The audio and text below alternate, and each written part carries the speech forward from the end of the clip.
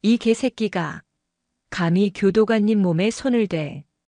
얼음장 같던 안양교도소 제3식당의 공기가 쩌렁쩌렁한 고함과 함께 갈라졌다. 점심 배식이 한창이던 식당은 순간 수백 개의 숟가락이 식판 위에서 동시에 멈춘 듯 정적에 휩싸였다. 모든 죄수복이 일제히 고개를 돌렸다. 그 시선들의 한가운데 교도관 권시연이 서 있었다. 그리고 그녀의 팔을, 아니 정확히는 그녀의 왼쪽 어깨 부근 단정하게 다려진 교도복 옷깃을 억센 손으로 움켜쥔 거구의 수용자가 있었다. 나라 407번 놓으라고 했다. 권시연의 목소리는 낮고 차분했다. 한치의 흔들림도 없는 눈동자가 자신의 옷을 붙잡은 남자를 향했다. 그녀의 칠흑 같은 머리카락은 실핀 하나 삐져나오지 않고 단정하게 묶여 있었다. 그녀의 옷깃을 틀어준 남자는 수용 번호 407번 윤희삭. 무기징역수. 안산 다세대 주택에서 일가족 3명을 방화 살해한 혐의로 기록된 남자. 좋기 120kg은 넘어 보이는 거대한 몸집에 방금 받아든 식판의 제육볶음 양념이 입가에 번들거렸다. 윤희삭은 그녀의 말이 들리지 않는 듯 했다. 그는 시연의 옷깃을 더 세게 움켜쥐더니 거대한 머리를 숙여 그녀의 어깨에 코를 박고 킁킁거리기 시작했다. 젖은 흙을 파헤치는 짐승 같은 소리였다. 아, 권교도. 괜찮아? 방금 고함을 질렀던 오 반장이 씩씩거리며 진압봉을 고쳐 쥐고 다가왔다. 다른 교도관들도 급히 달려와 윤희삭의 팔을 붙잡았다. 안나, 이 미친 새끼가. 끌어내. 당장 징벌방으로 쳐넣어. 하지만 윤희삭은 꿈쩍도 하지 않았다. 오히려 교도관들의 손길을 뿌리치며 시연에게 더 집요하게 매달렸다. 그의 육중한 몸무게가 실리자 707 특임대에서 단련된 시연조차 순간 뒤로 반보 물러섰다.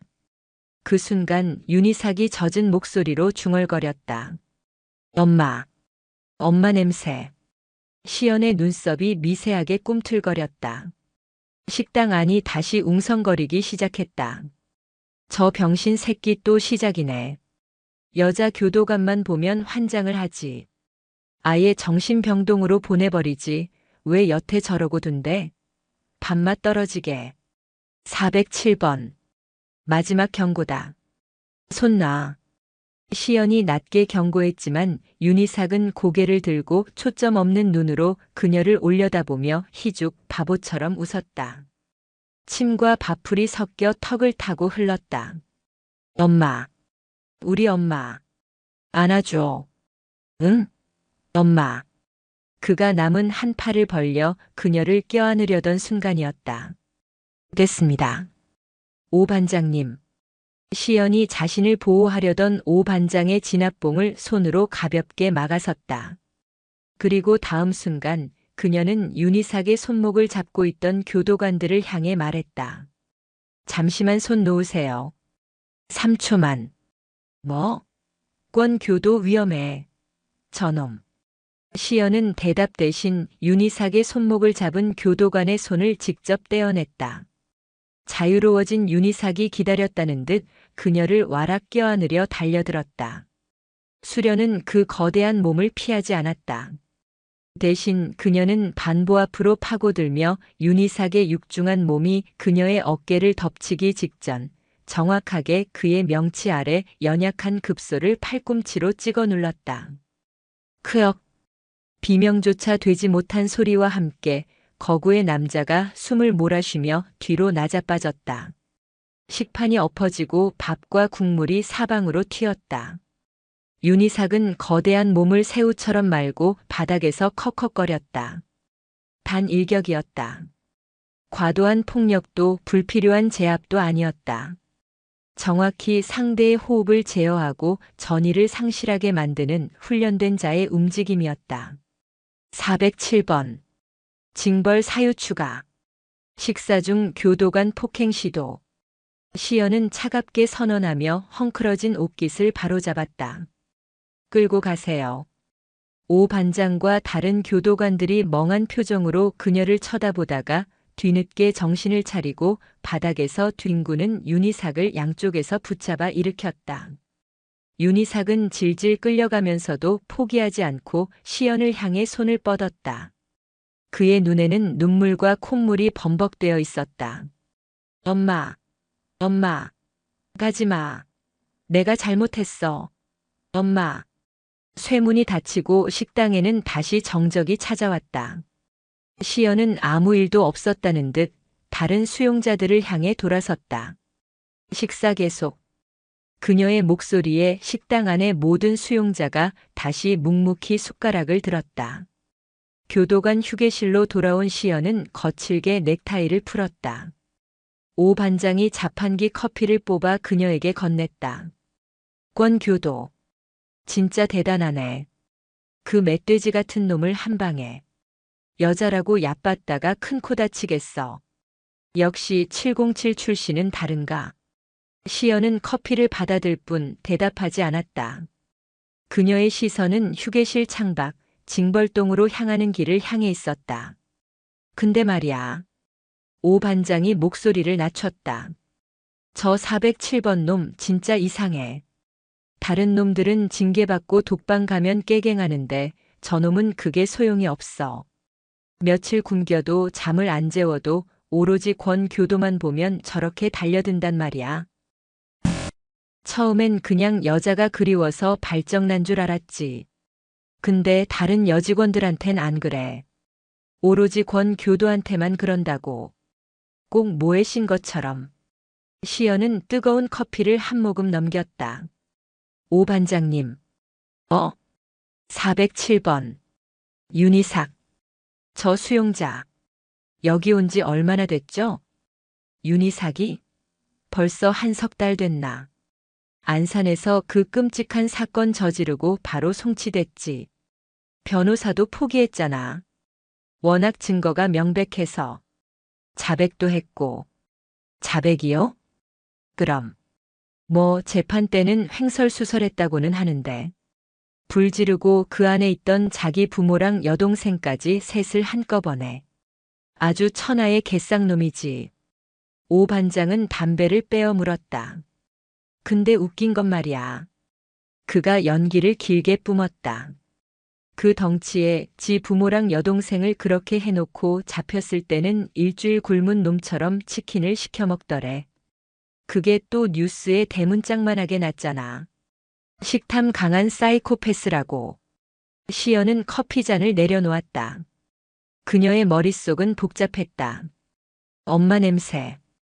윤희삭이 그녀에게 집착하기 시작한 것은 정확히 2주 전부터였다. 그리고 시연이 쓰던 향수를 바꾸고 마트에서 할인 판매하는 아카시아 향 섬유 유연제를 쓰기 시작한 것도 정확히 2주 전이었다. 그녀는 윤희삭이 달려들 때 맡았던 그의 냄새를 떠올렸다. 땀 냄새, 음식물 냄새, 그리고 그 모든 것을 뚫고 나오는 독특한 채취. 하지만 그녀의 코끝에 남은 것은 다른 것이었다. 윤희삭이 그녀의 어깨에 코를 박고 숨을 들이마실 때 그는 분명 울고 있었다.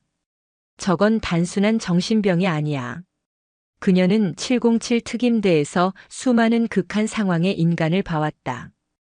공포에 질린 사람, 거짓말을 하는 사람, 그리고 돌이킬 수 없는 트라우마에 갇힌 사람의 눈빛을. 윤희삭의 눈은 사이코패스의 공허한 눈이 아니었다. 그것은 길을 잃은 아이의 절박한 눈빛이었다. 차교도. 시연은 자리에서 일어났다. 저 윤희삭 수용자 서류 좀 보러 가겠습니다. 지금? 야간 근무조 오려면 아직 멀었는데. 궁금한 게 생겨서요. 시연은 휴게실을 나섰다. 그녀의 걸음은 망설임이 없었다. 교도소 중앙기록실로 향하는 그녀의 등 뒤로 오 반장의 미심쩍은 시선이 따라붙었다.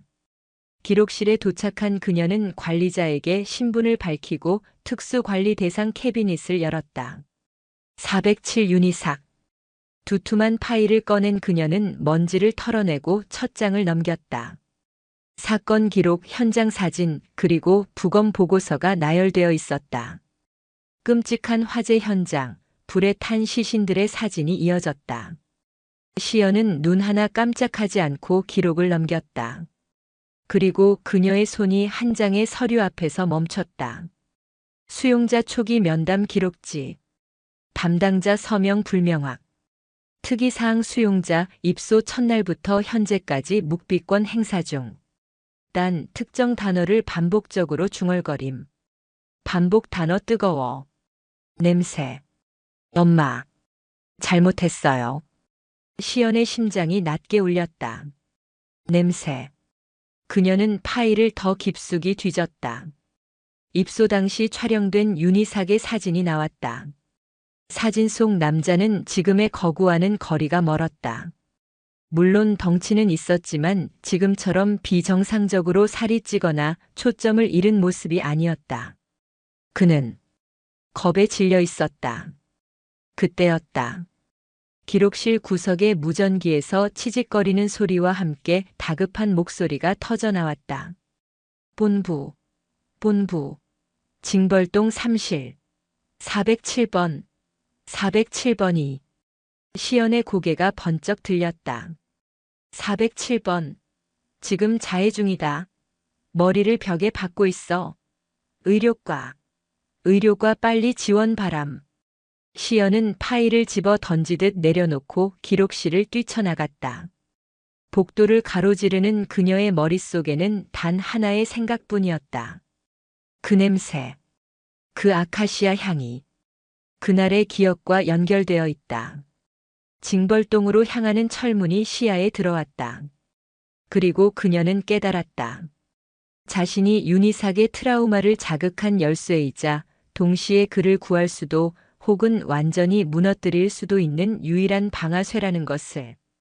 징벌동의 복도는 지옥의 입구처럼 차갑고 음습했다. 권시연은 자신의 구두굽 소리가 시멘트 벽을 때리며 울리는 것을 들으며 질주했다. 폐부를 찌르는 곰팡이 냄새와 소독약 냄새 사이로 무전기에서는 여전히 고통스러운 비명과 교도관들의 다급한 고함이 뒤섞여 터져나오고 있었다. 제압봉, 제압봉 가져와. 이 새끼가. 의료과. 민 과장님 빨리. 시연이 징벌동 3실의 두꺼운 철문 앞에 도착했을 때 그녀가 마주한 것은 완벽한 혼돈이었다. 윤희삭.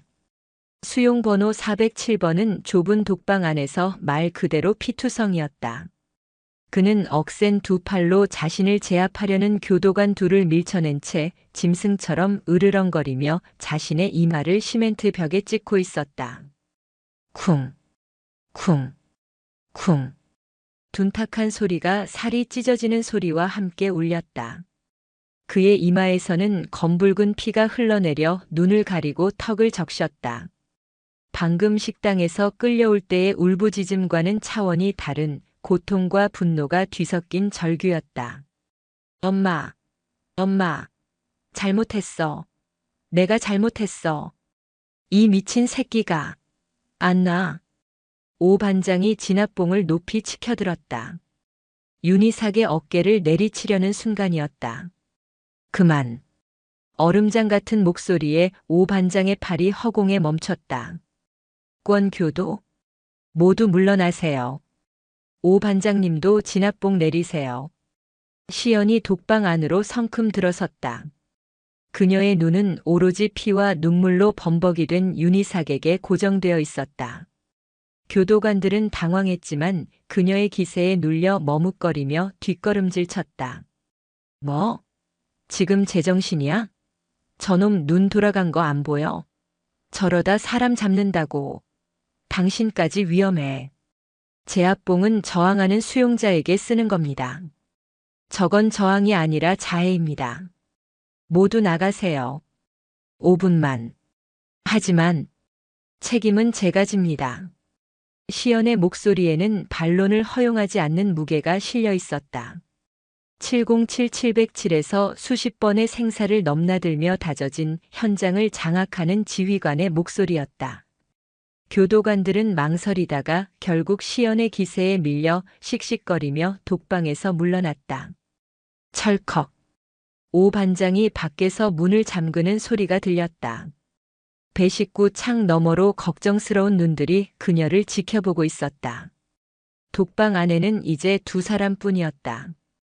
벽에 머리를 박던 윤희삭이 천천히 동작을 멈췄다. 그는 피범벅이 된 고개를 돌려 방 안에 선 유일한 존재를 바라보았다. 그의 눈은 풀려 있었지만 코는 미친 듯이 벌름거리고 있었다.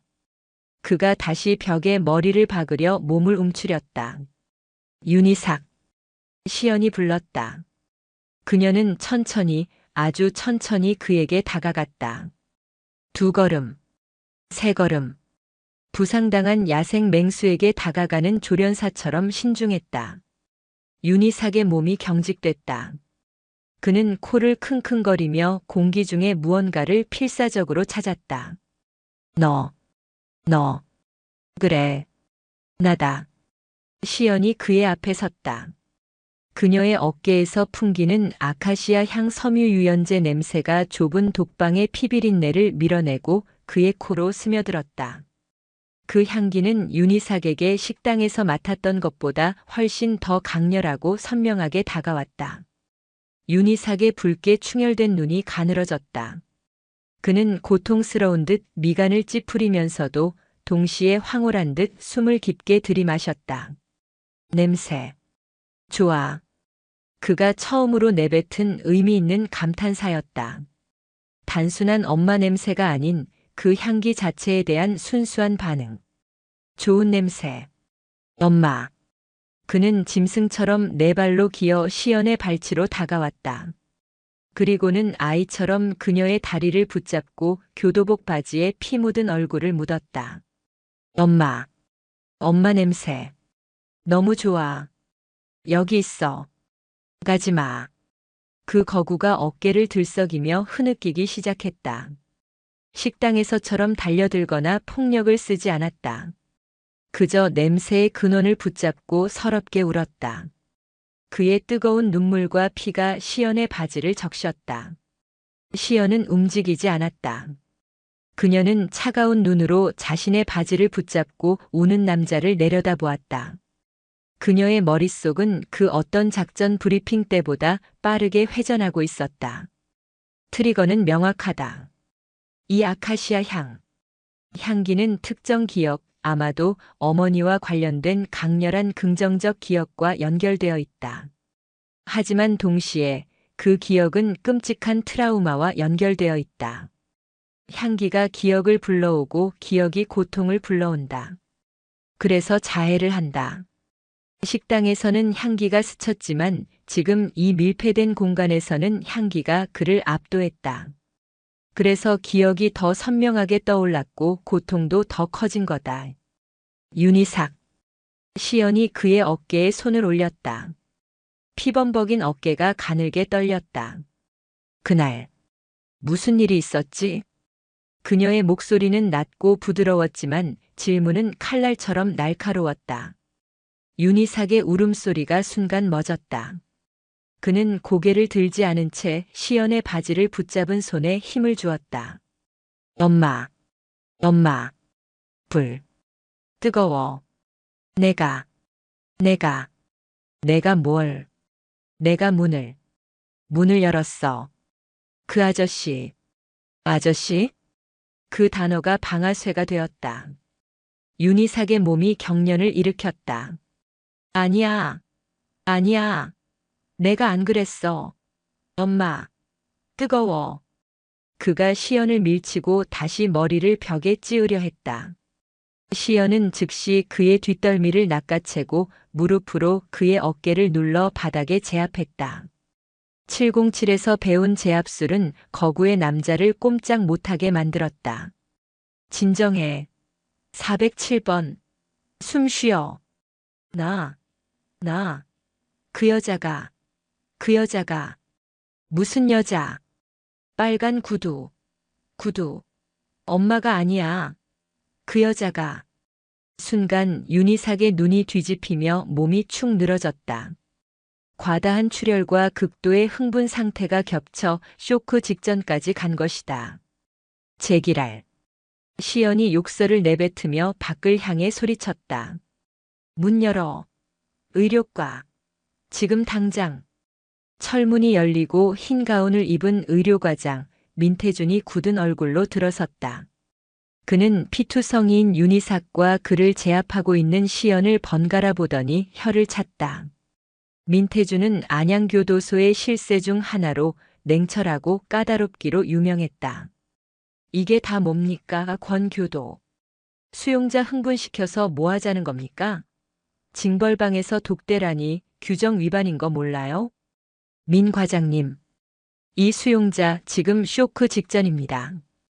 진정제 말고 수혈 준비해야 할 수도 있습니다. 비켜요. 민 과장은 시연을 밀치고 윤희삭의 눈꺼풀을 뒤집었다. 그는 익숙하게 주사기를 꺼내 윤희삭의 팔에 꽂았다. 강력한 진정제가 주입되자 윤희삭의 몸이 완전히 이완되었다. 권교도. 민 과장이 일어나 시연을 쏘아보았다. 그의 안경 너머 눈빛이 차가웠다. 당신 707-707 출신이라고 들었소. 거긴 사람 죽이는 기술 배우는 곳이지 살리는 곳이 아닐 텐데. 왜 자꾸 이놈한테 집착하는 거요? 이 수용자. 단순 정신병이 아닐 수도 있습니다. 외상 후 스트레스 장애 증상과 유사합니다. 그날의 기억을. 진단은 의사가 합니다. 교도관 날이. 민 과장이 비웃었다. 저놈은 그냥 지 애미애비 태워 죽인 사이코패스야. 불쌍하게 볼 거 없어. 내가 입소 첫날부터 봤는데 저놈은 그냥 연기하는 거야. 감형받으려고. 연기하는 사람이 자기 머리를 저렇게 깹니까? 미친놈이니까. 민 과장이 잘라 말했다. 아니면 저 거구한테 엄마 소리 들으니까 모성애라도 솟아나오. 권교도 당신 평판 좋은 거 아는데 쓸데없는 동정심은 여기서 금물이야. 충고하는 거요. 교도소장은 저놈을 조용히 문제없이 데리고 있는 걸 원해. 괜히 긁어부스럼 만들지 말라고. 알아들었으면 비켜요. 의무실로 옮길 거니까. 민 과장이 손짓하자 다른 교도관들이 들것을 가져와 윤희삭을 싣고 나갔다. 시연은 텅 빈 독방에 홀로 남았다. 바닥에는 윤희삭이 흘린 피와 그녀의 교도복에서 옮겨붙은 희미한 아카시아 향이 뒤섞여 있었다. 빨간 구두. 그리고 아저씨. 그녀는 주머니에서 작은 수첩을 꺼내 방금 들은 두 단어를 적었다. 민 과장. 그리고 교도소장. 왜 저놈이 조용히 있길 바라는 거지? 단순한 사이코패스라면 이렇게까지 예민하게 굴 필요가 없는데. 시연의 눈이 차갑게 빛났다. 이것은 단순한 존속 살해 방화 사건이 아니었다. 거대한 무언가가 썩은 냄새를 풍기며 이 안양교도소 깊은 곳에 웅크리고 있었다. 그리고 자신의 이 아카시아 향이 그 괴물을 깨우는 열쇠가 될 터였다. 그녀는 핏자국이 묻은 자신의 바지를 내려다보았다. 내일도 이 옷을 입고 와야겠군. 밤이 깊었다. 안양교도소의 밤은 도시의 불빛과 격리된 채 짙은 어둠과 규칙적인 순찰 소리만이 존재하는 섬이었다. 권시연은 야간 근무를 자처했다. 그녀의 머릿속은 온통 빨간 구두와 아저씨, 그리고 윤희삭을 향한 교도소 상층부의 미묘한 태도로 가득 차 있었다. 그녀는 중앙통제실을 지나 기록실로 향했다. 낮에 봤던 윤희삭의 파일은 사건 개요에 불과했다. 그녀가 필요한 것은 경찰의 초동 수사 기록과 현장 감식 보고서 원본이었다. 교도소로 이관되는 서류 중 가장 깊숙한 곳에 보관되는 자료였다. 기록실의 문은 굳게 닫혀 있었다. 야간 근무자인 박 계장이 책상에 엎드려 졸고 있었다.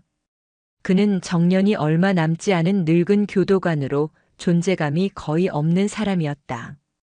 박 계장님. 시연의 목소리에 박 계장이 화들짝 놀라며 고개를 들었다. 퉁퉁 부은 눈으로 그녀를 확인하더니 안도의 한숨을 내쉬었다. 아이고, 권 교도였구만. 심장 떨어지는 줄 알았네. 이 밤중에 여긴 어쩐 일이요? 파일을 좀 보러 왔습니다. 수용번호 407번 윤희삭. 박 계장의 표정이 순간 굳었다. 그는 안경을 고쳤으며 시연을 위아래로 훑어보았다. 낮에도 오지 않았소? 그 정신병자놈 파일은 왜 자꾸? 필요한 서류가 있어서요. 열람 권한 부탁드립니다. 경찰 이관 기록 원본으로요. 시연이 단호하게 말했다. 그녀의 눈빛은 거절은 받지 않겠다고 말하고 있었다.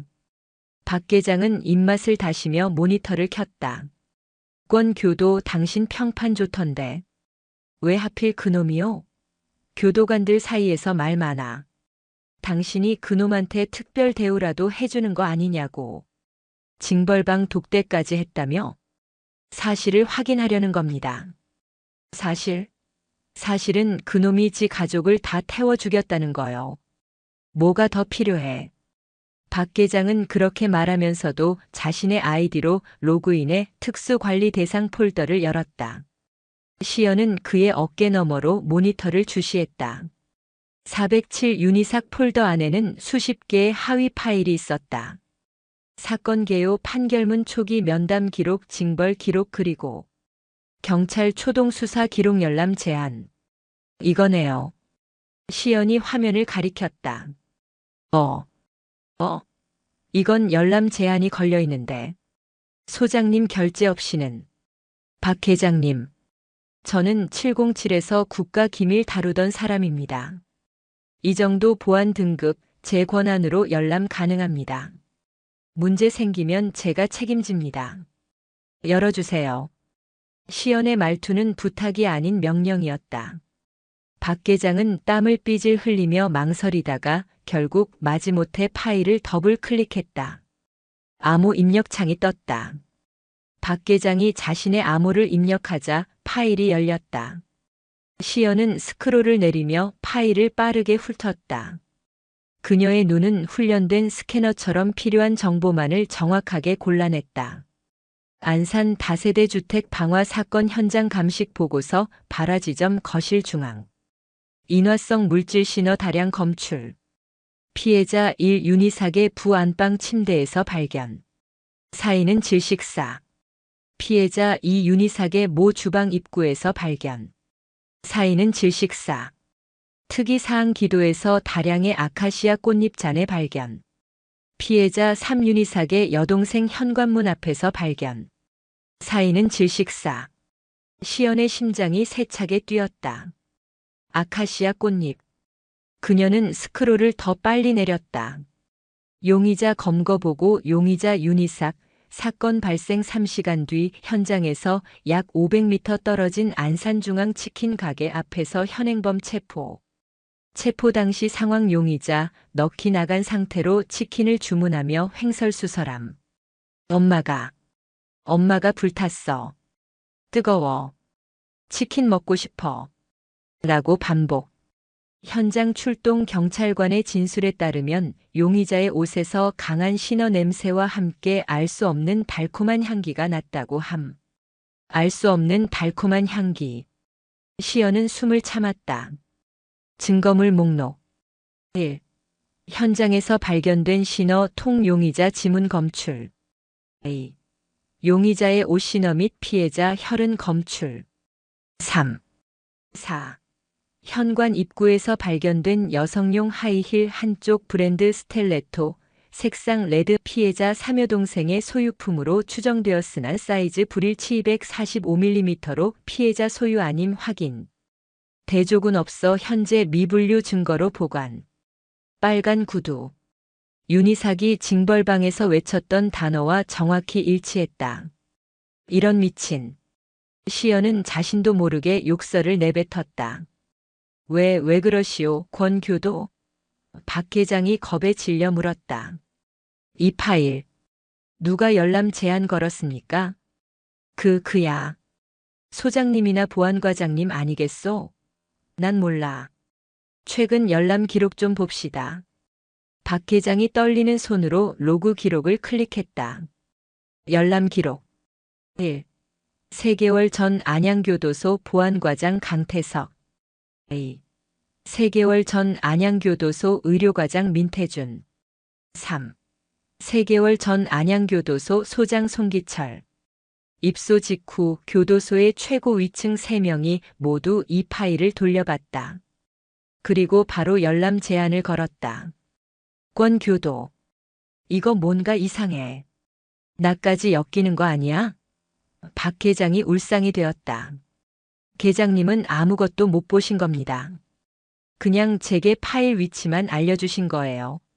시연은 수첩에 강태석, 민태준, 송기철, 그리고 빨간 구두 245라고 적었다. 그때였다. 박 계장. 이 시간에 안 자고 뭐해? 기록실 문이 열리며 날카롭고 차가운 목소리가 들려왔다. 시연이 천천히 고개를 돌렸다. 문 앞에는 보안과장 강태석이 서 있었다. 뱀처럼 가늘고 차가운 눈이 모니터 화면과 시연을 번갈아 훑었다. 아니, 강 과장님, 순찰 중이십니까? 박 계장이 의자에서 벌떡 일어났다. 강태석은 박 계장의 인사는 무시한 채 시연에게로 천천히 걸어왔다. 그의 구둣발 소리가 기록실의 정적을 깼다. 권시연 교도. 그가 시연의 이름표를 노골적으로 쳐다보며 말했다. 야간 근무는 중앙통제실 지원 아닌가? 여긴 어쩐 일이지? 보고서 확인할 게 있어서 들렀습니다. 시연은 조금도 물러서지 않고 그의 눈을 마주했다. 강태석의 시선이 모니터 화면에 경찰 초동수사 기록이라는 글자에 머물렀다. 그의 입꼬리가 비웃는 듯 살짝 올라갔다. 407번인가. 낮에도 소란을 피우더니 밤에도 우리 권 교도를 바쁘게 만드네. 그는 박 계장에게 턱짓했다. 박 계장. 당장 화면 끄고 로그아웃해. 그리고 내 사무실로 와. 보안 규정 위반으로 심할서 써야겠어. 과 과장님. 그게 아니라. 그리고 권 교도. 강태석이 다시 시연을 돌아봤다. 707 출신 엘리트라고 들었는데. 군대 물이 덜 빠졌나 봐. 여긴 군대가 아니야. 상명하복도 중요하지만 더 중요한 건 조화지. 튀는 돌이 정 맞는다는 말 몰라. 정당한 업무 절차였습니다. 업무? 강태석이 코웃음을 쳤다. 당신 업무는 수용자 관리야. 사건 수사가 아니고.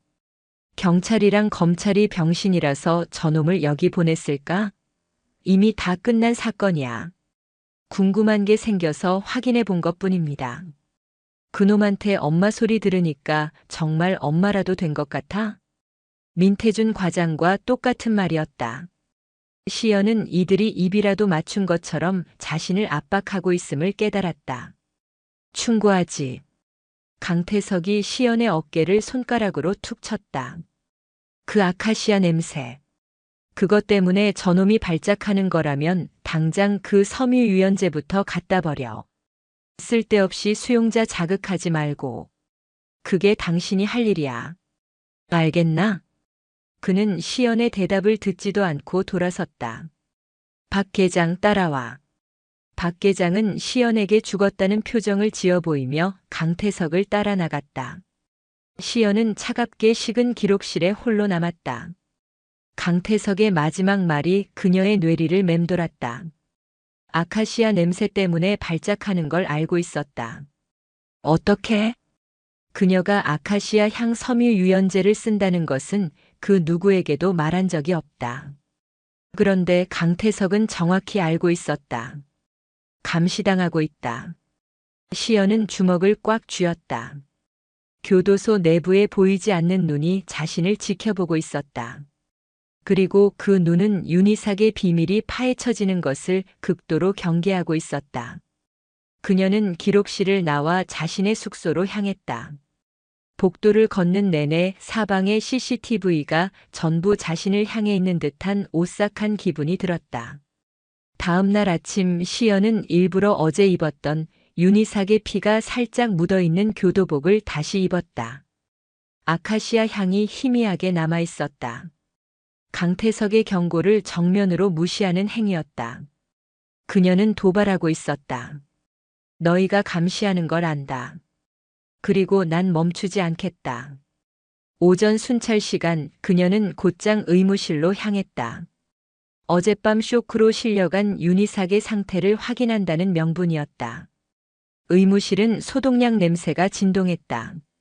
민태준 과장은 자리에 없었고 간호사 면허를 가진 교도관 한 명이 약품을 정리하고 있었다. 407번 수용자 상태는 어떻습니까? 아, 권 교도님. 네. 진정제 맞고 계속 자고 있습니다. 이마 상처는 봉합했고요. 잠깐 환자 좀 봐도 될까요? 네. 안쪽 격리병실에 있습니다. 시연은 격리병실의 작은 철창 너머로 윤희삭을 바라보았다. 거대한 몸이 침대에 웅크리고 누워 있었다. 이마에는 하얀 붕대가 감겨 있었고 링거액이 천천히 그의 팔로 들어가고 있었다. 그는 쌕쌕거리며 아이처럼 잠들어 있었다. 식탐에 미친 괴물이나 부모를 죽인 페류나의 모습은 어디에도 없었다. 정말 저 사람이 그런 짓을 했을까요? 약품을 정리하던 젊은 교도관이 나직이 중얼거렸다. 시연이 고개를 돌렸다. 무슨 말입니까? 아, 아닙니다. 교도관이 화들짝 놀라며 손사래를 쳤다. 시연이 그에게 다가갔다. 이름이?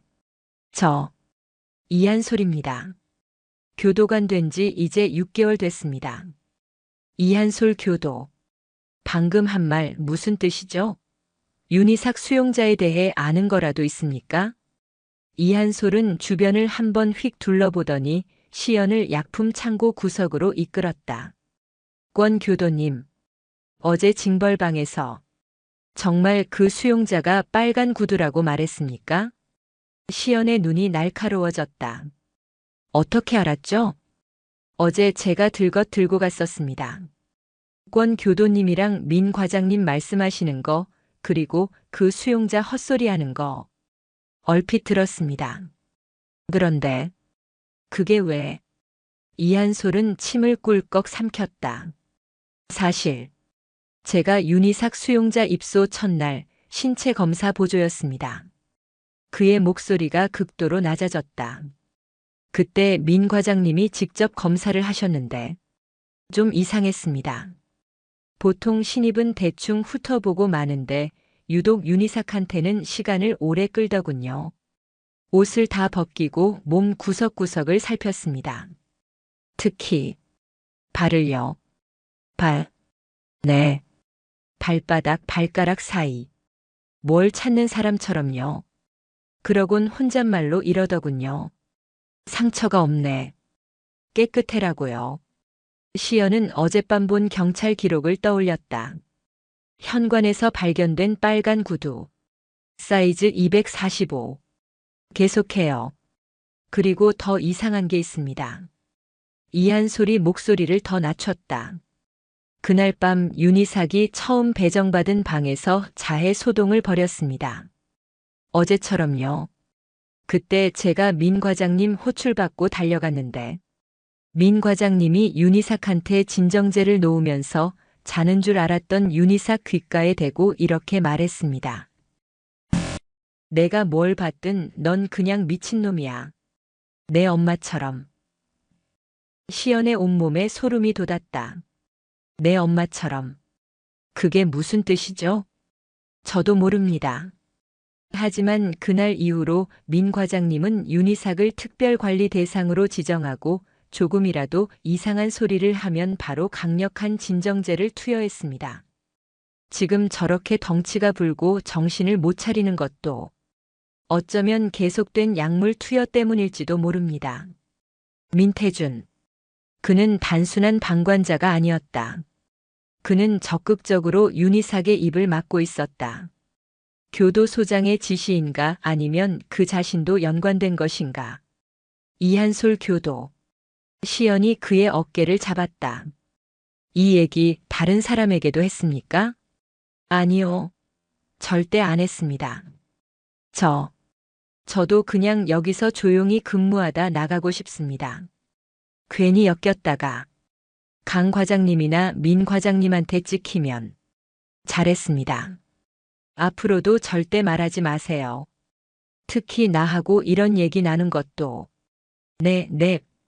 대신 앞으로 윤희삭 수용자에게 투여되는 모든 약물, 시간과 용량을 기록해서 나에게 몰래 알려줄 수 있겠습니까?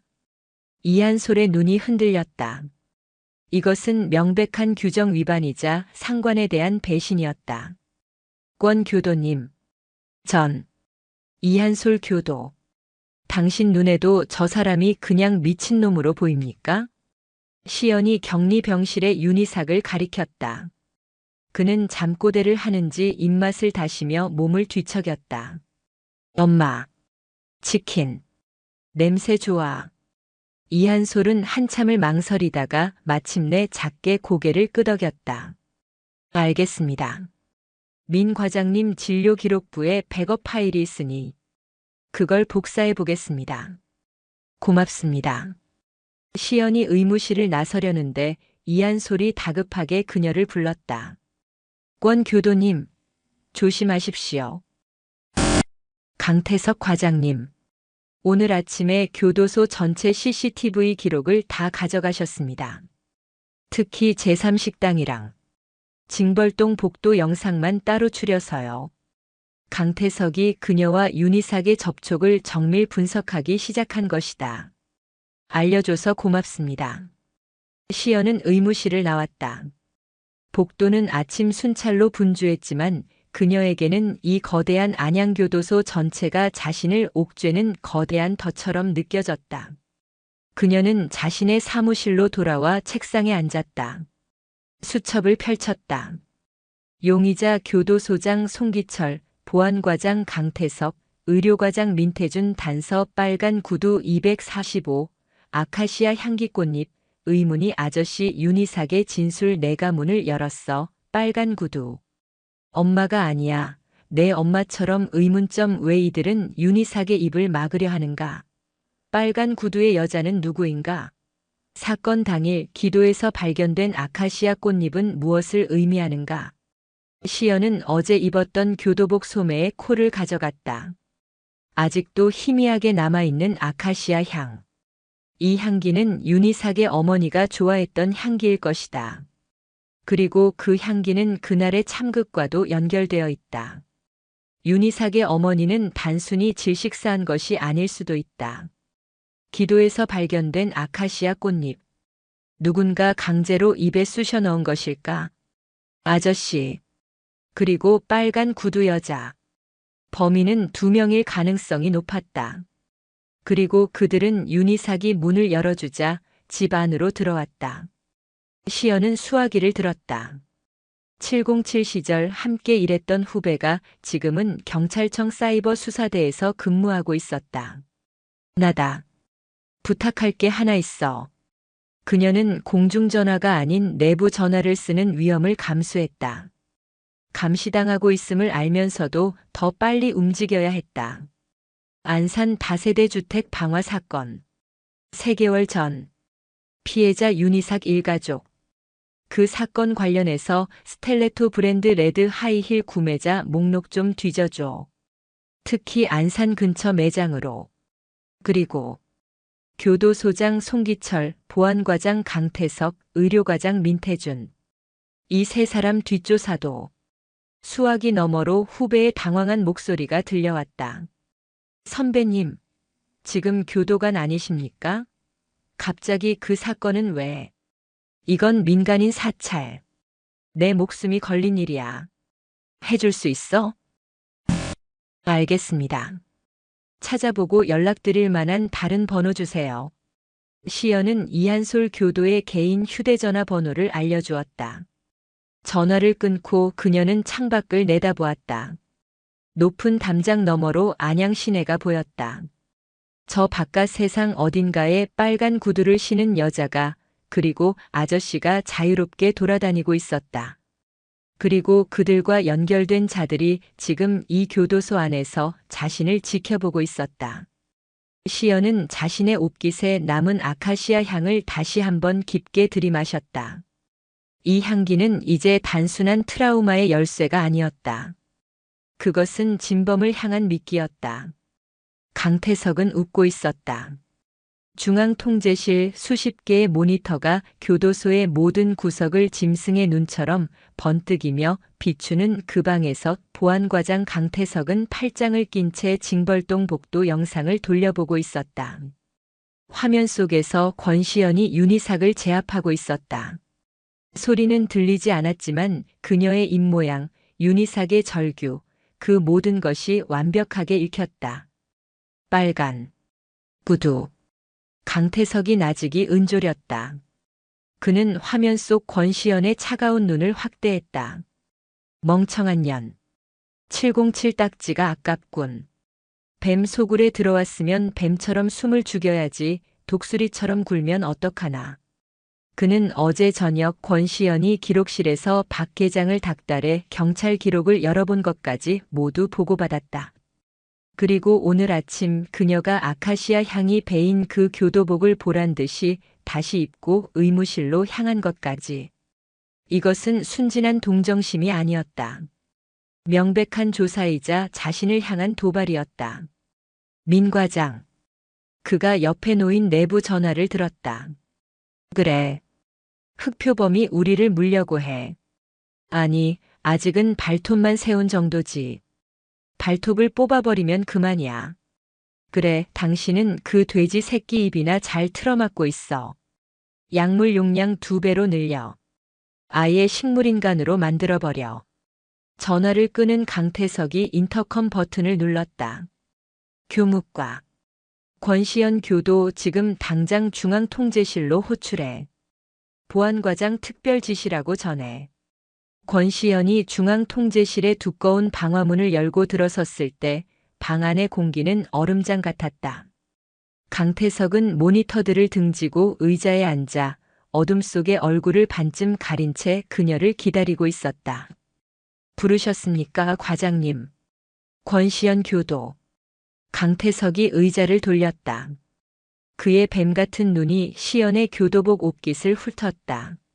아직도 그 냄새가 나는군. 아카시아. 참 좋은 향이지. 죽은 사람을 떠올리게 하거든. 무슨 말씀이신지 모르겠습니다. 모를 리가. 강태석이 자리에서 일어났다. 그는 시연의 주위를 천천히 맴돌았다. 사냥감을 살피는 포식자처럼. 당신 707에서 저격수였다지. 원샷 원킬. 목표물은 절대 놓치지 않는다고 들었어. 근데 여긴 특수부대 사격장이 아니야. 여긴 쓰레기 하치장이야. 온갖 더러운 것들이 뒤섞여 썩어가는 곳이라고. 그가 시연의 바로 앞에 멈춰섰다. 그리고 난 이 하치장의 관리인이다. 권교도.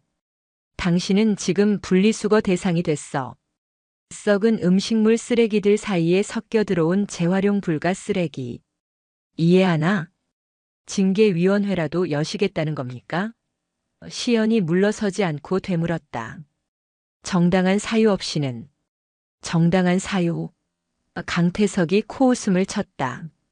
수용자 특별관리 지침 위반. 징벌실 무단 독대. 의료과 업무 방해. 기록실 보안 등급 무단 열람 시도. 그리고 동료 교도관들에 대한 심리적 위압감 조성. 이 정도면 당신 옷 벗기기엔 충분하고도 남아. 하지만 난 그렇게 매정한 사람이 아니야. 그가 책상에서 서류 한 장을 집어들어 시연의 가슴팍에 던졌다.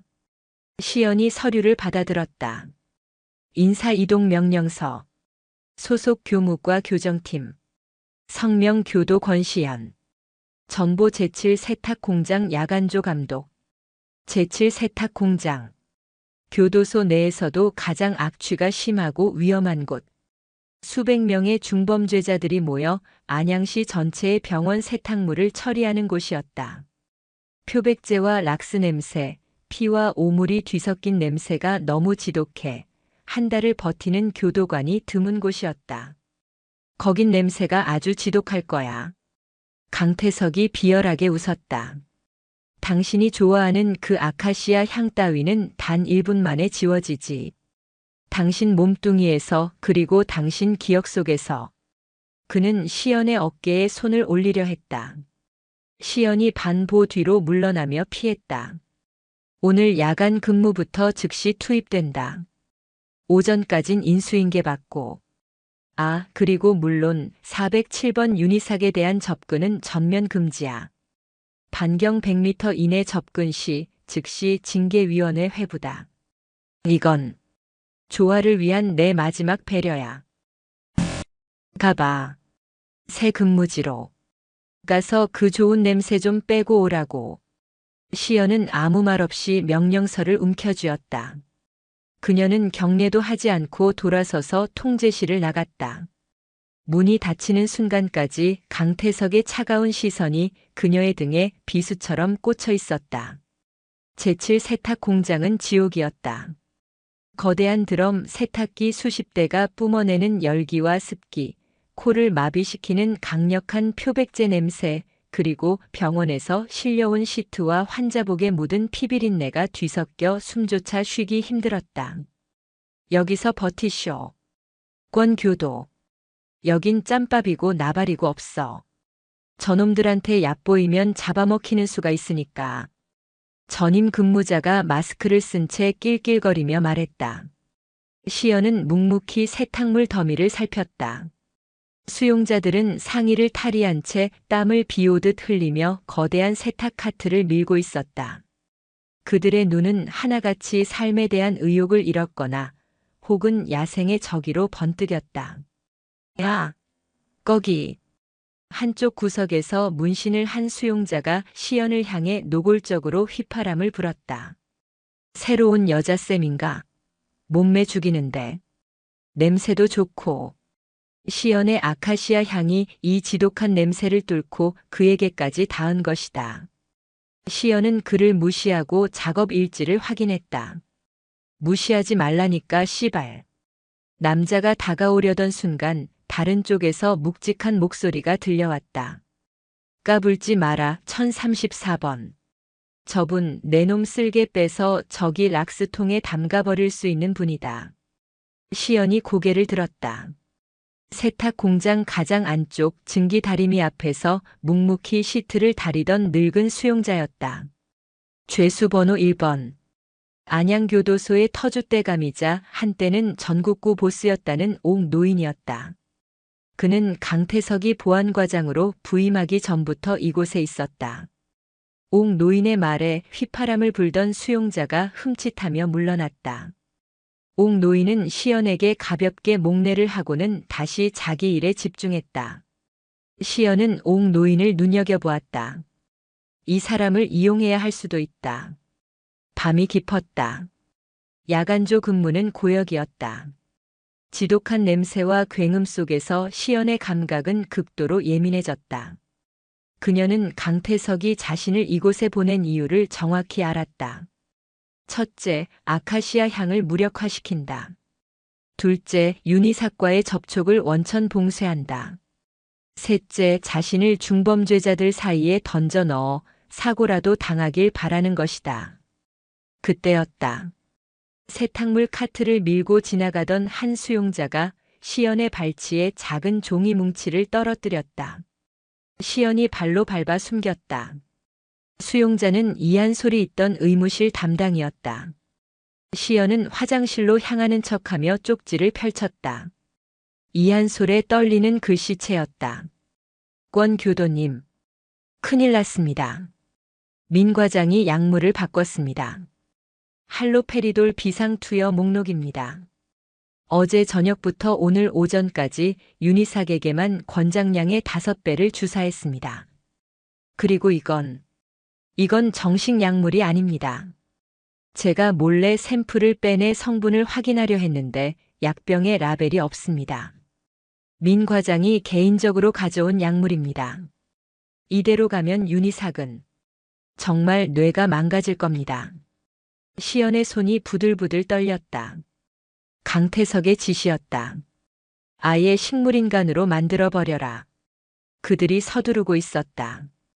자신이 파고들기 시작하자 유일한 증거인 윤희삭을 아예 폐기하려는 것이다. 시간이 없다. 시연은 쪽지를 찢어 변기에 버리고 물을 내렸다. 그녀의 눈은 분노로 이글거렸다. 세탁 공장의 지독한 락스 냄새가 어쩐지 3개월 전 안산의 화재 현장에서 났을 법한 신어 냄새와 겹쳐지는 듯 했다. 그녀가 세탁 공장으로 복귀하려던 순간 주머니 속에서 진동이 울렸다. 그녀가 몰래 반입한 초소형 군용 위성 전화기였다. 707 후배에게서 온 암호화된 문자였다. 조회 완료. 송기철, 강태석, 민태준. 3명 모두 안산 그린 개발이라는 유령 회사의 이사로 등재. 그 회사 대표 화명희. 현재 화갤러리 운영 중. 서울 청담동. 그리고 스텔레토 레드 뾰족구두. 지난 1년간 해당 매장에서 245mm 사이즈 구매자 중 화명의 이름 확인. 동일 모델 3켤레 구매. 심장이 쿵 하고 내려앉았다. 화명희. 빨간 구두의 여자는 교도소 밖에 있었다. 그리고 그녀는 교도소 최고 위층 3명과 한 배를 타고 있었다. 시연은 세탁 공장의 굉음 속으로 걸어 들어갔다. 지독한 냄새가 그녀의 아카시아 향을 덮어버렸다. 그러나 그녀의 분노와 결의는 그 어떤 냄새로도 지울 수 없었다. 강태석은 그녀의 무기를 빼앗았다고 생각했지만 그는 틀렸다. 그녀의 진짜 무기는 아카시아 향 따위가 아니었다. 그녀 자신 권시연이었다. 권시연은 고립되었다. 제7 세탁 공장은 완벽한 감옥 속의 감옥이었다. 교도관들은 강태석의 눈치를 보며 그녀를 노골적으로 따돌렸고 수용자들은 그녀를 흥미로운 구경거리나 혹은 새로운 먹잇감으로 여겼다. 그녀는 윤희삭에게 접근할 방법이 없었다. 이한솔과의 접선도 불가능에 가까워졌다. 민태준이 의무실 근무 교도관을 전부 교체해버렸기 때문이다. 이대로 가면 윤희삭은 죽는다. 약물로 혹은 사고로 위장해서. 시연은 세탁 공장 구석에서 땀을 닦는 척하며 옥 노인에게 다가갔다.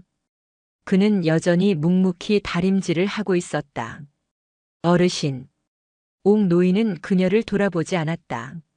말 걸지 마시오, 권 교도. 당신 때문에 나까지 흙탕물 뒤집었을 일 있소? 강태석 과장. 어르신을 여기 평생 썩게 만든 장본인이죠? 옥 노인의 다림질하던 손이 순간 멈췄다. 10년 전 강태석이 안산경찰서 강력팀장이었을 때 어르신 조직의 막내 하나를 꼬드겼죠. 증거 조작하고 위증 교사하고. 어르신은 막내 대신 모든 걸 뒤집었었고요. 그 공로로 강태석은 초고속 승진을 했고 이 자리까지 왔습니다. 옥 노인이 천천히 고개를 돌렸다. 그의 늙은 눈이 칼처럼 빛났다. 그걸 당신이 어찌 아시오? 알 필요 없습니다. 중요한 건 강태석이 지금 또 다른 누군가의 인생을 짓밟고 있다는 겁니다. 윤희삭 407번 수용자. 어르신이 잃어버린 그 막내처럼 아무것도 모른 채 당하고 있습니다. 그래서 나더러 뭘 어쩌라고. 늙은이 하나가 뭘 할 수 있겠소? 메시지를 전해 주십시오. 이한솔 교도에게. 아니, 이젠 이한솔 교도도 안 되겠군요. 외부로 전해야 합니다. 시연은 자신의 군용 전화기를 꺼내 들었다. 밖으로 전화 한 통만 걸 수 있게 망을 봐주십시오. 딱 3분. 옥 노인은 시연과 그녀의 손에 들린 작은 기계를 번갈아 보았다. 그는 긴 한숨을 내쉬었다. 당신 정말 보통 여자가 아니구만. 좋아. 강태석 그놈이 피눈물 흘리는 걸 볼 수만 있다면. 10분 뒤 B구역 증기배관이 터질 거요.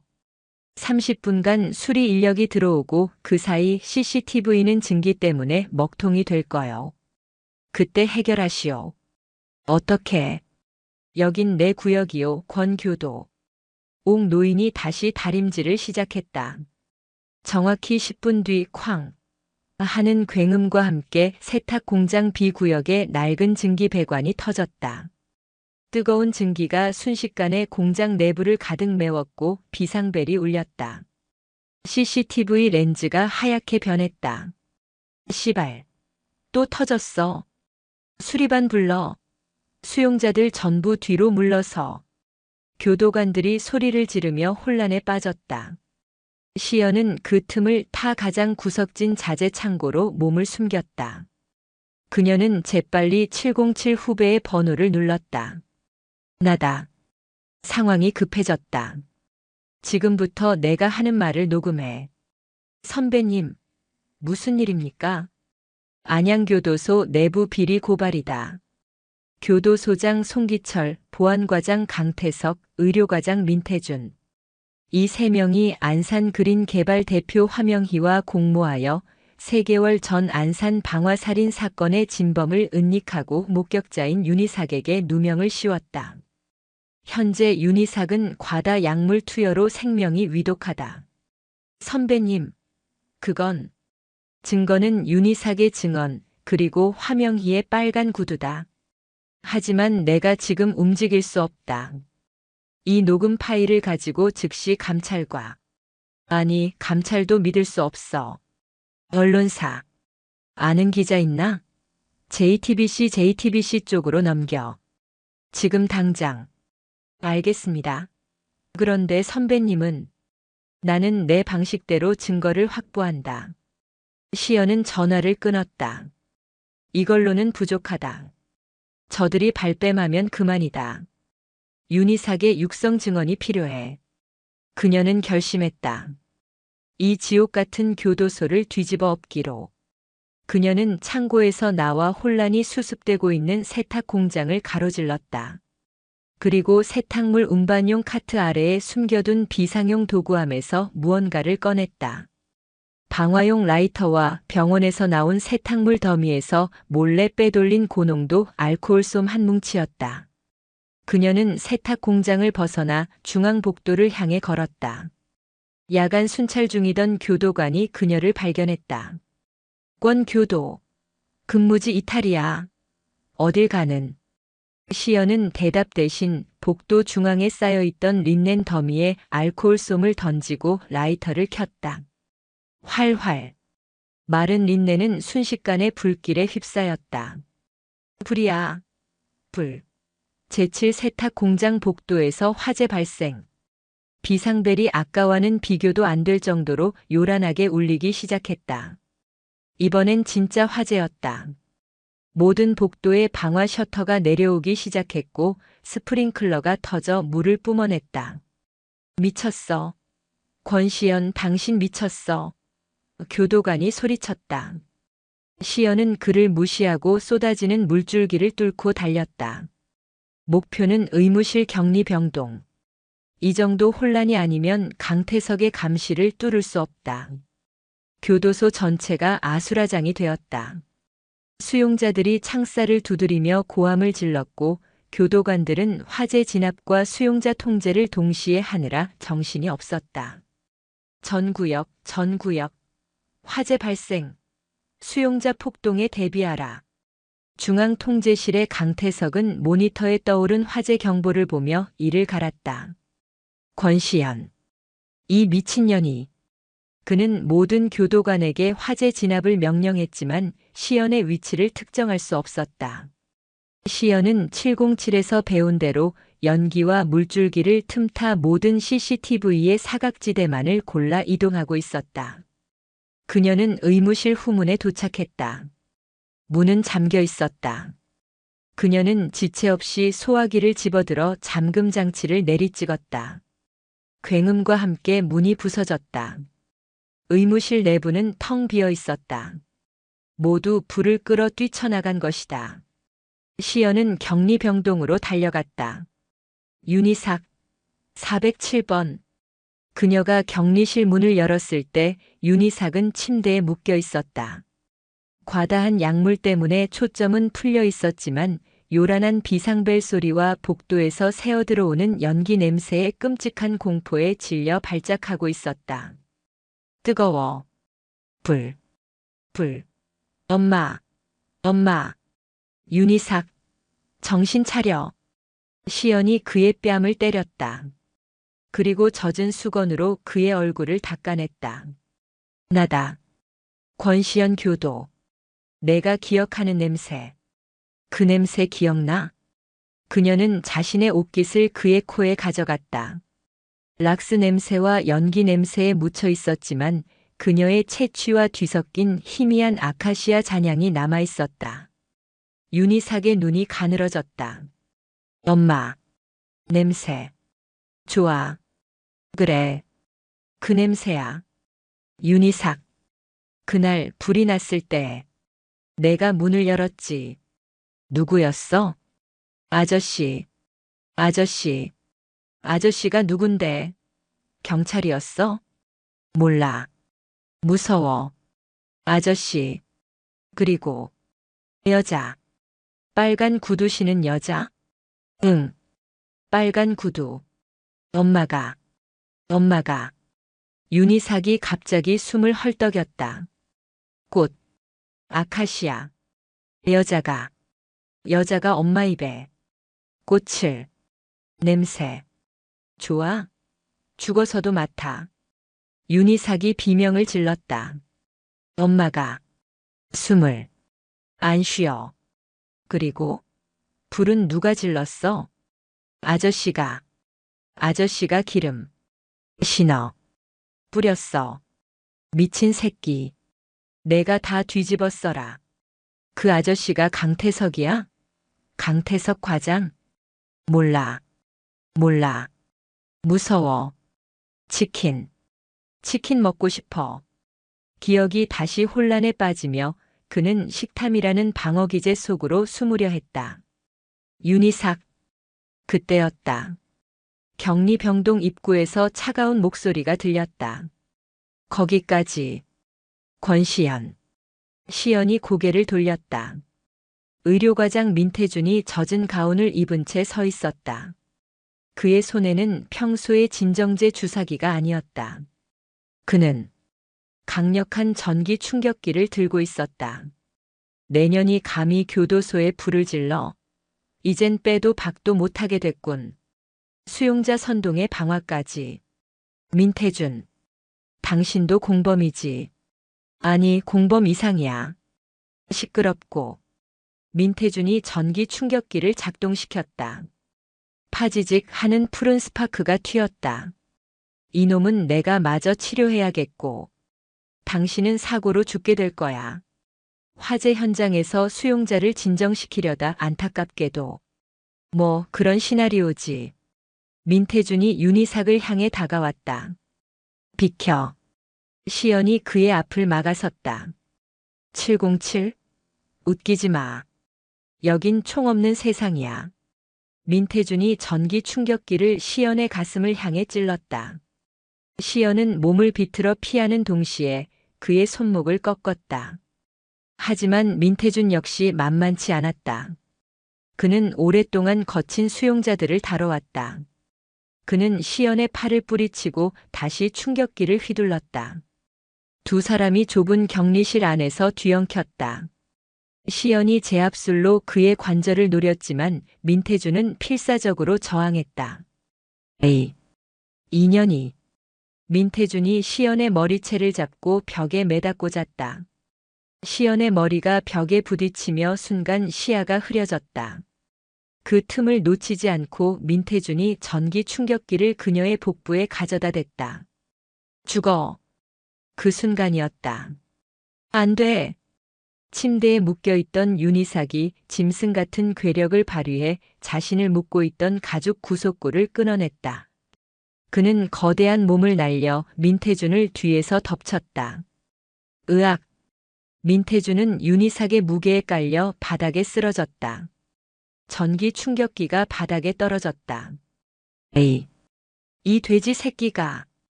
윤희삭은 아무 말 없이 울부짖으며 민태준의 위에 올라타 주먹을 내리꽂기 시작했다. 엄마! 우리 엄마 살려내. 이 나쁜 놈아. 정신이 돌아온 시연은 그 광경을 보고 소리쳤다. 윤희삭, 그만. 죽이면 안 돼. 넌 살인자가 아니야. 윤희삭의 주먹이 허공에 멈췄다. 그는 피투성이가 된 민태준을 내려다보며 아이처럼 울음을 터뜨렸다. 시연은 떨어진 전기 충격기를 주워들고 기절한 민태준의 손에 수갑을 채웠다. 그리고 복도에서 들려오는 여러 명의 발소리를 들었다. 강태석이 직접 온 것이다. 전원 진입, 진압봉 사용 허가, 저항시 발포. 강태석의 얼음 같은 명령과 함께 완전 무장한 기동 타격대 교도관들이 연기가 자욱한 의무실 복도를 뚫고 격리병동으로 쏟아져 들어왔다. 그들은 문을 부수고 들어선 순간 믿을 수 없는 광경을 마주했다. 권시연 교도가 한 손에는 전기 충격기를 든 채 피투성이가 되어 쓰러진 민태준 과장을 밟고 서 있었다. 그리고 그 뒤에는 구속구를 끊어낸 거구의 수용자 윤희삭이 짐승처럼 으르렁거리고 있었다. 완벽한 폭동 주동자의 모습이었다. 권시연. 강태석이 교도관들 사이를 뚫고 걸어 나왔다. 그의 얼굴은 분노로 일그러져 있었지만 눈은 차갑게 웃고 있었다. 꼴이 아주 볼만하군. 이게 당신이 말하던 정의인가? 동료 교도관을 폭행하고 수용자를 선동해서 불을 지르고. 당신은 이제 교도관이 아니야. 그놈이랑 똑같은 중범죄자일 뿐이다. 강태석. 시연이 숨을 몰아쉬며 말했다. 당신이 안산 방화 사건의 진범이지. 아저씨. 강태석의 눈썹이 꿈틀했다. 무슨 개소리를 하는 거야? 저 미친놈한테 옮기라도 했나? 당신이 빨간 구두 화명희와 함께 윤희삭의 어머니를 살해하고 집에 불을 질렀어. 그리고 모든 걸 윤희삭에게 뒤집어 씌웠지. 민태준은 당신의 하수인이고. 주변의 교도관들이 술렁이기 시작했다. 그들은 강태석을 두려워했지만 안산 방화 사건의 진범이라는 말에 동요하고 있었다. 증거 있나? 강태석이 비웃었다. 저 정신병자 놈의 헛소리. 아니면 당신의 망상? 증거는 지금 확보 중이다. 시연이 거짓말을 했다. 후배가 언론사에 연락하기까지는 시간이 걸릴 터였다. 그리고 여기 당신의 공범이 모든 걸 자백할 거다. 시연이 기절한 민태준을 발로 찼다. 하. 강태석이 웃음을 터뜨렸다. 저놈이 자백을 해? 웃기지 마. 기동대. 뭐하나. 전현 당장 제압해. 수용자 407번은 저항이 거세면 사살해도 좋다. 안 돼. 시연이 윤희삭의 앞을 막아서며 전기 충격기를 겨누었다. 다가오지 마. 이건 정당방위였어. 민태준이 먼저 우릴 죽이려 했다. 저항하는 거 봤지? 쏴. 교도관들이 진압봉과 가스총을 겨누며 천천히 포위망을 좁혀왔다. 시연은 절망적인 상황에 몰렸다. 707 출신이라지만 이 인원을 상대로 유일한 증인인 윤희삭까지 지키는 것은 불가능했다. 이대로 끝인가? 그녀는 이를 악물었다. 잡히더라도 윤희삭의 입에서 나온 진실만은 알려야 했다. 강태석. 당신이 10년 전에 옥 노인을 모함했던 것처럼 이번에도 똑같은 짓을 하고 있어. 당신은 경찰 때부터 쓰레기였어.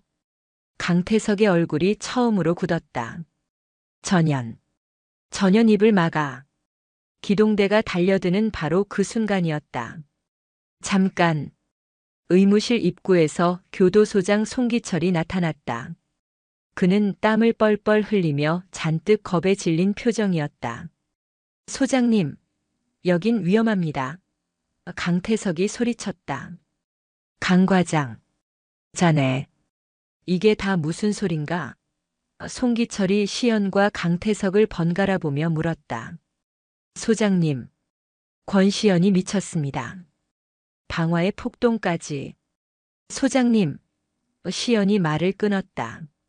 강태석과 민태준 그리고 화명이가 한패입니다. 안산 그린 개발. 소장님도 이사로 등재되어 있으시죠? 그 유령 회사 대체 뭡니까? 송기철의 얼굴이 하얗게 질렸다. 그는 자신이 연루된 회사의 이름이 나오자 극도로 당황했다. 무슨. 난 그냥 이름만 빌려준. 이름만 빌려주고 뒷돈을 받으셨겠죠. 시연이 소리쳤다. 당신은 살인 방조범이야. 강태석이 저지른 짓을 알고도 묵인했어. 아니야. 난 불 지른 것까진 몰랐어. 그냥 그 여자가 사업상 편의를 봐달라고. 닥치시오, 소장. 강태석이 송기철에게 버럭 소리를 질렀다. 다 끝난 일이야. 강태석은 송기철이 모든 것을 불어버릴까 두려워졌다. 그는 더 이상 망설일 시간이 없다고 판단했다. 시끄럽다. 강태석이 한 교도관의 허리에서 가스총을 빼앗아 들었다. 그리고 망설임 없이 시연이 아닌 교도소장 송기철을 향해 겨눴다. 강 과장, 자네 지금. 송기철 소장, 당신은 이 모든 폭동 사태를 수습하지 못한 책임을 지고 권시연 교도의 총에 맞아 순직하게 될 거요. 강태석이 시연을 향해 씩 웃었다. 그리고 넌 소장까지 살해한 미치광이가 되는 거지. 미쳤군, 강태석. 그래, 미쳤다. 이 하수구 바닥에서 살아남으려면 미쳐야 하거든. 강태석이 송기철에게 방아쇠를 당기려던 그 찰나의 순간. 전원 움직이지 마. 의무실 복도 양쪽에서 강태석의 기동대가 아닌 전혀 다른 인원들이 쏟아져 들어왔다. 그들은 방패와 진압봉 대신 권총과 기관단총으로 무장하고 있었다. 법무부 감찰과다. 전원 무기 버리고 손들어. 강태석의 눈이 믿을 수 없다는 듯 커졌다. 감찰과가 왜? 그것도 중무장한 특수 기동대와 함께? 한 남자가 그들 사이를 뚫고 걸어 나왔다. 그는 시연을 보며 씩 웃었다. 선배님, 여전하시네요. 가는 곳마다 전쟁터로 만드시는 건. 시연의 707 후배 경찰청 사이버 수사대 소속의 김경이었다. 내가 어떻게? 선배님 전화 받고 바로 언론사에 뿌렸습니다. 그리고 동시에 제가 아는 법무부 최고위 라인에 직통으로 보고했습니다. 안양교도소 전체가 살인 사건의 공범이라고. 언론이 터지기 직전이니 지금 당장 덮치지 않으면 법무부 전체가 날아간다고요. 김경희가 강태석에게 다가갔다. 보안과장 강태석, 그리고 의료과장 민태준, 안산 방화 살인 및 살인 교사, 증거인멸, 직권남용, 그리고 교도소장 살해 미수 혐의로 긴급 체포합니다. 강태석의 손에서 가스총이 떨어졌다. 그는 허탈하게 웃으며 바닥에 주저앉았다. 아, 씨발. 다 잡은 거였는데. 그 냄새. 그 망할 아카시아 냄새 때문에. 시연은 그 자리에 주저앉았다. 긴장이 풀리자 머리에 맞은 충격과 온몸의 통증이 몰려왔다. 그때 그녀의 곁으로 윤희삭이 다가왔다. 그는 여전히 공포에 떨고 있었지만 더 이상 미친 사람처럼 보이지 않았다. 그는 훌쩍이며 시연의 교도복 소매를 조심스럽게 움켜쥐었다. 엄마. 냄새. 시연은 피식 웃었다. 그녀는 손을 들어 처음으로 윤희삭의 거대한 머리를 쓰다듬어 주었다. 그래. 이제 괜찮아, 이삭아. 다 끝났어. 윤희삭이 그녀의 손길에 3개월 만에 처음으로 편안한 표정을 지으며 눈을 감았다. 지옥 같던 교도소의 밤이 그렇게 끝나가고 있었다. 교도소의 밤은 사이렌 소리에 산산조각 났다. 연기에 휩싸였던 의무실은 법무부 특수기동대의 군합발에 완벽하게 제압되었다. 강태석은 자신이 누리던 왕국, 그 심장부에서 무릎을 꿇었다. 그의 뱀 같던 눈은 처음으로 초점을 잃고 멍하니 수갑이 채워지는 자신의 손목을 내려다보고 있었다. 강태석, 민태준, 송기철. 세 사람을 살인 교사, 증거인멸 및 특수공무집행 방해 혐의로 긴급 체포합니다. 권시연의 후배 김경위의 선언은 사망 선고처럼 울렸다. 기절했던 민태주는 물을 맞고 깨어나 자신이 처한 현실에 절규했다. 교도소장 송기철은 나는 몰랐어. 나는 정말 화명의 그 여자가 라며 어린애처럼 울며 끌려나갔다. 다른 교도관들은 얼어붙었다. 어제까지 자신들의 목을 쥐고 흔들던 절대 권력이 한순간에 무너지는 광경을 그들은 숨죽여 지켜보았다. 그리고 그 중심에 연기와 물에 젖어 엉망이 된 교도복 차림의 권시연이 서 있었다. 그녀는 여전히 윤희삭의 앞을 막아선 채 이 모든 광경을 지켜보고 있었다. 선배님. 김경희가 다가와 그녀의 어깨를 잡았다. 이제 괜찮습니다. 긴장이 풀린 다리에서 힘이 빠져나갔다. 시연은 그 자리에 주저앉았다. 동시에 곁에 있던 윤희삭의 거대한 몸도 천천히 무너져 내렸다. 그는 기절한 것이 아니었다. 3개월 만에 처음으로 공포가 아닌 안도감 속에서 의식을 놓은 것이었다. 이사가 괜찮습니다. 의료팀. 김경희가 소리쳤다. 이쪽입니다. 407번 수용자 아니. 윤희삭 씨 피해자입니다. 교도소 의무실이 아닌 외부 병원으로 이송합니다. 최고 보안 등급으로. 법무부 감찰과 소속의 낯선 의료진들이 달려들어 윤희삭의 상태를 살폈다. 그의 팔에는 민태준이 강제로 투여한 약물 바늘이 여전히 꽂혀 있었다. 상태가 심각합니다. 약물 중독입니다. 당장 해독 조치가 필요합니다. 윤희삭은 들것에 실려나가면서도 무의식 중에 손을 뻗어 무언가를 찾았다. 시연은 자신도 모르게 그 손을 잡았다. 냄새. 좋아. 그것이 윤희삭이 남긴 마지막 잠꼬대였다. 시연은 그의 손이 들것에서 떨어질 때까지 놓지 않았다. 사이렌이 멀어지고 화재가 진압된 교도소에는 무거운 정적만이 남았다. 권시연은 담요 한 장을 뒤집어 쓴 채 잿더미가 된 복도에 앉아 있었다. 교도관들은 그녀를 피했다. 그녀는 영웅인가 아니면 이 모든 혼란을 초래한 재앙인가. 그들은 감히 판단할 수 없었다. 그때 육중한 구둣발 소리가 다가왔다. 권시연 교도. 차가운 목소리였다. 법무부 감찰과를 이끌고 온 책임자 이정훈 감찰관이었다. 그는 단 한 번의 표정 변화 없이 이 모든 사태를 지휘한 남자였다. 네. 당신이 방화. 아니, 화재를 유발한 시각 오후 9시 13분. 교도소 내규 37조 위반. 수용자 폭동 유발 내규 42조 위반. 상부 지시 불이행, 복종 의무 위반. 상관 폭행. 이건 정당방위로 참작될 여지가 있겠군. 이정훈은 수첩을 넘기며 기계적으로 말했다. 이 모든 혼란으로 인한 물적 피해액만 수십억 원에 달할 거요. 사망자가 나오지 않은 게 천만다행이지. 당신 이걸 어떻게 책임질 생각이지? 시연은 젖은 머리카락을 쓸어 넘기며 그를 올려다보았다. 책임은 져야죠. 하지만 다시 그 순간으로 돌아간다고 해도 전 똑같이 불을 질렀을 겁니다. 그 방법밖에는 윤희삭을 살릴 방법이 없었습니다. 그래서 이정훈의 눈이 가늘어졌다. 당신이 707 특임대 출신이라는 건 익히 들었소. 하지만 여긴 전쟁터가 아니야. 법과 질서가 존재하는 교정시설이요. 법과 질서가 죽은 곳이었습니다. 시연이 맞받아쳤다. 살인범들이 교도관 행세를 하며 법 위에 군림하고 있었습니다. 전 그저 썩은 뿌리를 뽑아내려 했을 뿐입니다. 그 방식이 너무 과격했지. 썩은 뿌리가 너무 깊었으니까요. 이정훈은 한참 동안 시연을 바라보았다. 그는 수첩을 덮었다.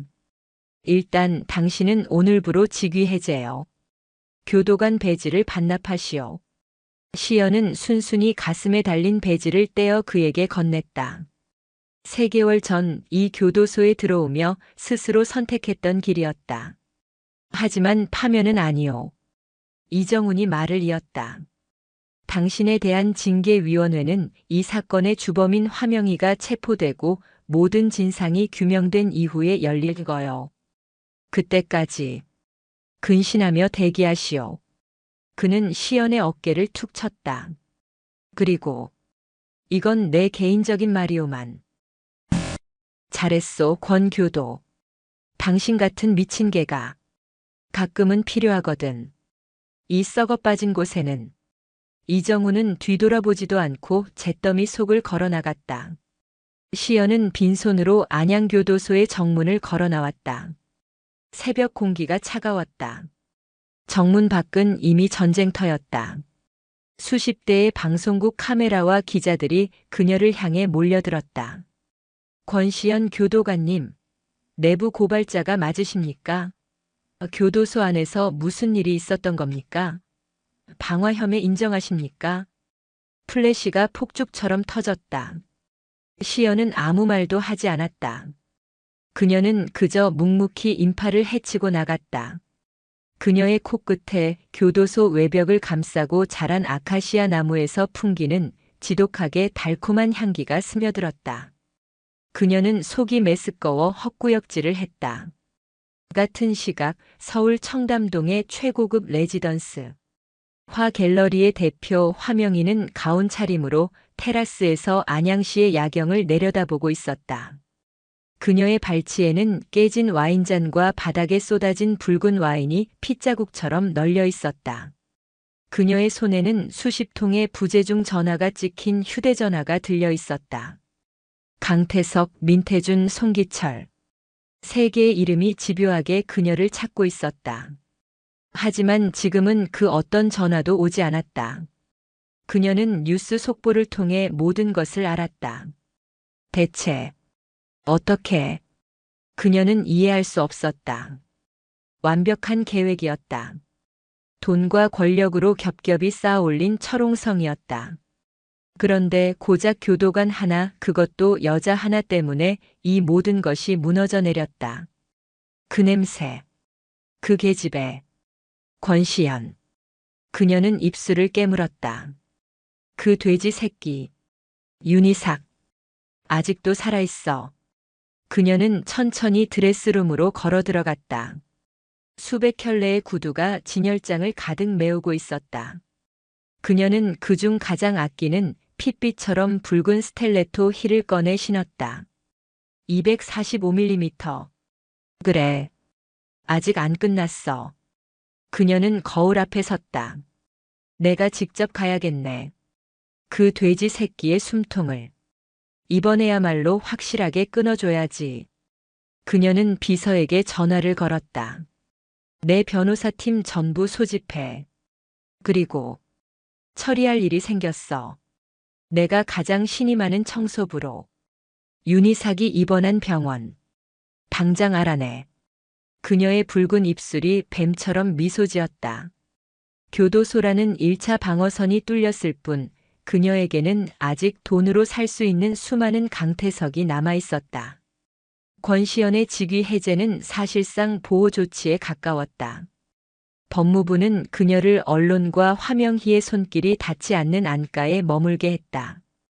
그녀는 그곳에서 김경희와 이정훈 감찰관이 이끄는 특별수사팀의 자문 역할을 맡았다. 화명희가 움직이기 시작했습니다. 김경희가 안가의 회의실 스크린에 사진 한 장을 띄웠다. 공항 출국 게이트를 통과하는 화명희의 모습이었다. 밀항입니까? 아니요. 보란듯이 파리로 가는 퍼스트 클래스 비행기에 탑승했습니다.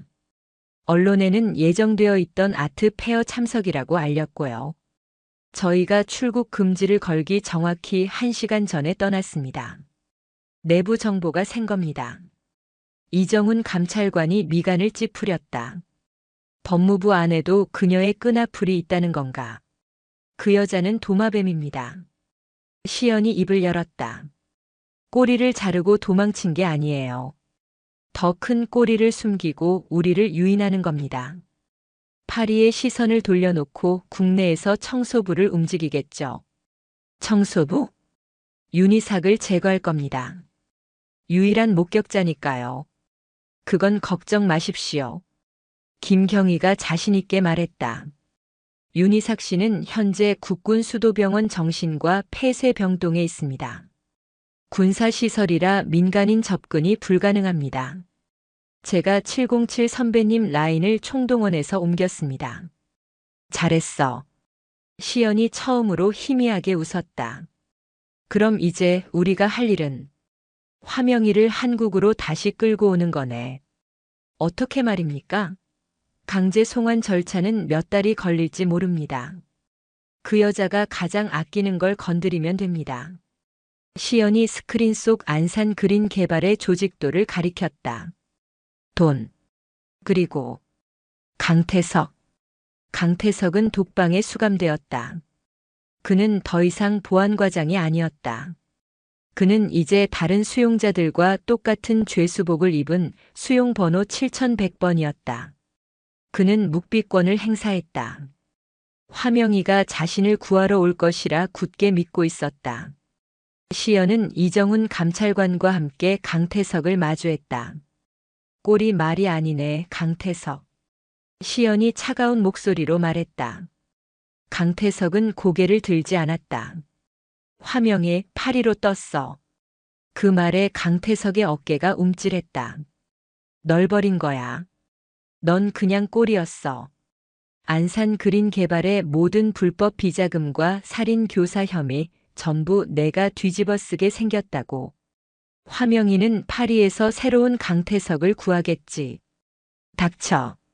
강태석이 처음으로 입을 열었다. 그 여자가 날 버릴 리 없어. 버렸어. 시연은 서류 한 뭉치를 그의 앞에 던졌다. 이건 민태준의 자백서야. 송기철의 자백서고. 둘 다 모든 걸 너와 화명희에게 떠넘기고 있어.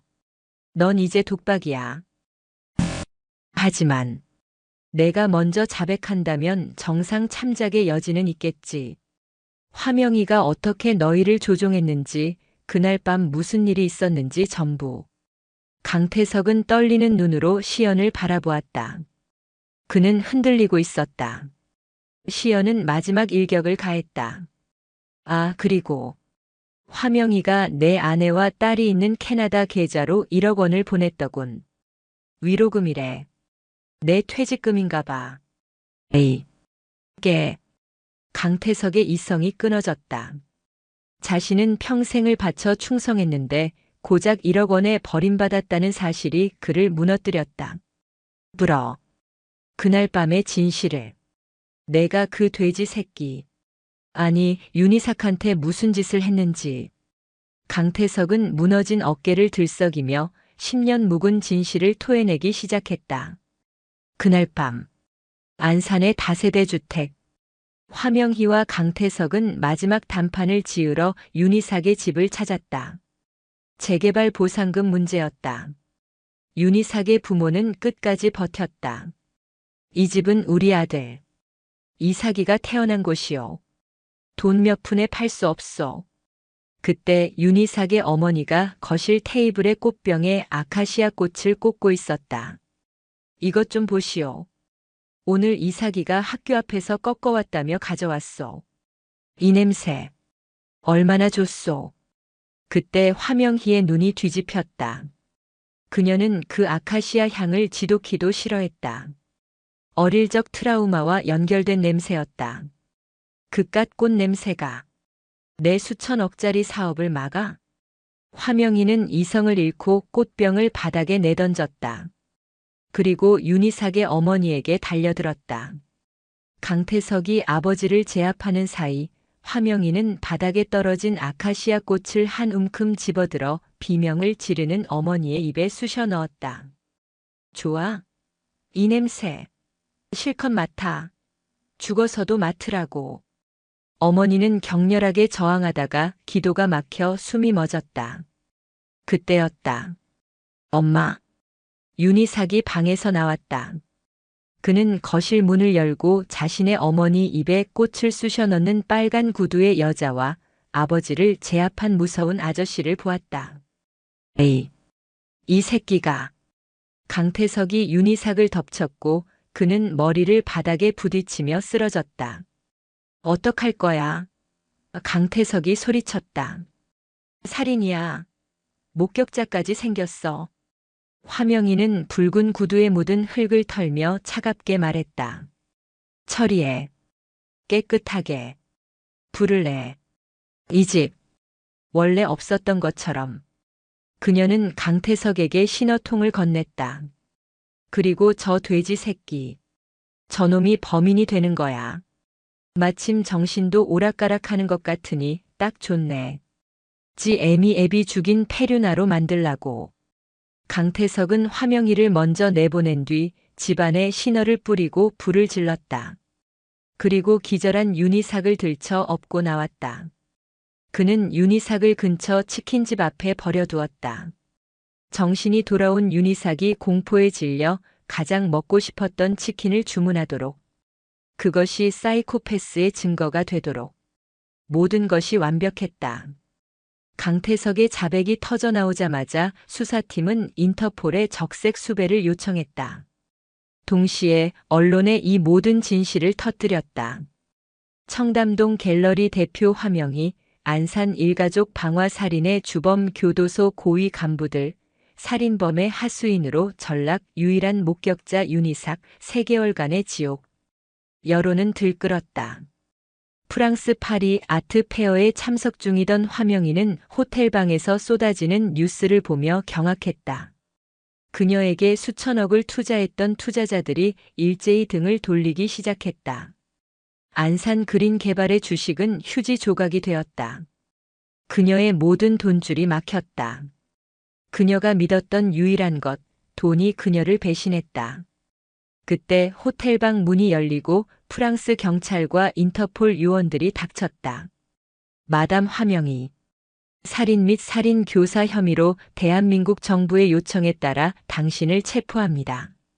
화명이는 붉은 구두를 신은 채 허무하게 무너졌다. 권시연은 안가에서 그 뉴스를 지켜보고 있었다. 여왕이. 잡혔군. 이제 남은 것은 윤희삭을 만나는 일이었다. 10장. 다시 피는 아카시아. 6개월이 흘렀다. 대한민국을 뒤흔들었던 안양교도소 게이트의 재판은 세간의 뜨거운 관심 속에 진행되었다. 법정은 연일 만원이었다. 화명이는 끝까지 혐의를 부인했다. 그녀는 모든 것을 강태석의 단독 범행으로 몰아갔다. 전 그저 재개발 사업을 진행했을 뿐입니다. 강태석 과장이 제게 잘 보이려고 과잉 충성을 한 것뿐입니다. 그녀의 붉은 구두는 여전히 뾰족했고 그녀의 태도는 여전히 오만했다. 하지만 결정적인 증거가 그녀의 발목을 잡았다. 윤희삭의 증언이었다. 윤희삭은 법정에 서지 않았다. 그는 국군 수도병원 특별병실에서 화상 연결을 통해 증언했다. 6개월간의 집중 치료와 심리 상담 끝에 그는 놀라울 정도로 회복되어 있었다. 비정상적이던 식탐은 사라졌고 몸무게는 거의 30kg이 감량되었다. 그는 더 이상 돼지나 미친놈이 아니었다. 그는 그저 모든 것을 잃어버린 20살 청년의 모습이었다. 기억납니다. 윤희삭은 떨리는 목소리로 모니터 속 화명이를 정확히 가리켰다. 저 여자입니다. 저 여자가 우리 엄마 입에 꽃을, 아카시아 꽃을. 그는 울음을 터뜨렸지만 증언을 멈추지 않았다. 그리고 저 아저씨. 강태석이 불을 질렀습니다. 내가 다 뒤집어 쓴다고 말했습니다. 그의 증언은 3개월간 교도소에서 내뱉었던 그 조각난 단어들 빨간 구두, 아저씨, 뜨거워, 냄새이 완벽하게 맞춰진 퍼즐이었다. 결국 대법원은 화명희와 강태석에게 무기징역을 선고했다. 민태준과 송기철 역시 각각 징역 30년과 20년이라는 중형을 피하지 못했다.